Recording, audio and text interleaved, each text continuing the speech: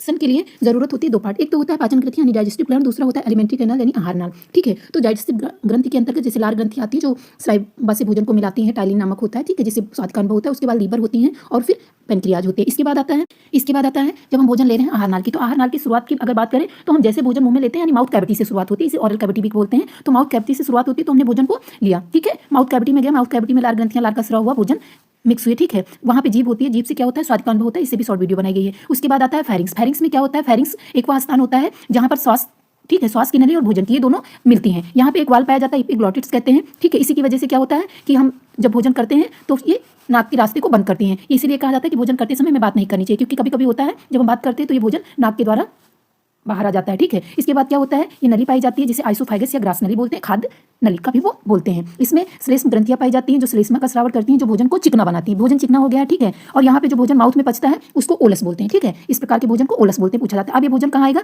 Stomach में। Stomach को क्या बोलते हैं, अमाशय बोलते हैं। इसके 3 भाग होते हैं। जहाँ पे इस नली से मिलता है इसको कार्डियक बोलते हैं, बीच के भाग को फंडिक बोलते हैं। फिर ये भाग जहाँ मिलता है छोटी आंत से, छोटी आंत के ड्यूडेनम से मिलता है जिसे ग्रहणी बोलते हैं, या ये पाइलोरिक भाग से मिलता है। पाइलोरिक और ड्यूडेनम भाग आपस में मिलती है छोटी आंत की। कहने के लिए छोटी आंत है लेकिन इसकी लंबाई लगभग 6 से 7 मीटर होती है।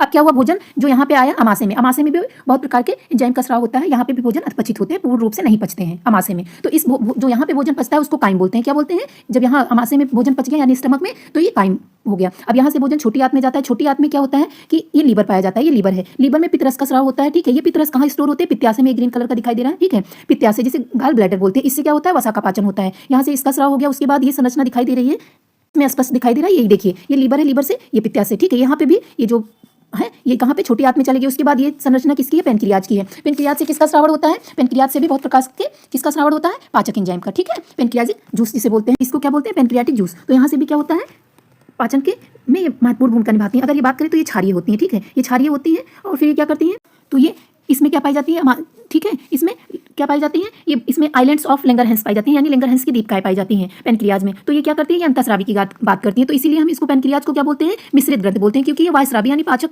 रस का भी स्राव कर रही है, तो ये वायस्रावी हो गई। और ये क्या करती है, हार्मोन्स का, इंसुलिन हार्मोन का स्राव करती है, तो इसलिए अंतःस्रावी ग्रंथ करती है। अब ये छोटी आंत में की ग्रेडी में गई। ठीक है, इसके बाद क्या हुआ, यहाँ पे छोटी आंत में भोजन का इसके 3 पार्ट होते हैं, ड्यूडेनम, जुजिनम, इलियम। यहाँ पे भोजन का पाचन होता है। ठीक है, पाचन होने के बाद इनका अवशोषण होता है। इसके बाद ये बड़ी आंत में जाती है। बड़ी आंत में जैसे पानी हो गया, लिक्विड पदार्थ है, इनका भी, और जो भोजन नहीं पचे हैं उनका क्या होगा, अवशोषण होगा। ठीक है, यानी उसके बाद क्या होगा, भोजन, इसमें 3 भाग होते हैं। यहाँ पे एक अंगुलीनुमा संरचना पाई जाती है। देखिए इसमें स्पर्श दिखाई दे रहा है, इसको क्या बोलते हैं, अपेंडिक्स बोलते हैं। फिर भोजन बड़ी आंत की सीकम एक्टम, सीकम रेक्टम कोलन। ठीक है, 3 भाग होते हैं। फिर रेक्टम के से एनस के द्वारा भोजन बाहर निकल जाता है, जो भोजन पचता नहीं है वो भोजन। तो वीडियो कैसी लगी, लाइक जरूर करिएगा, कमेंट करिएगा। धन्यवाद।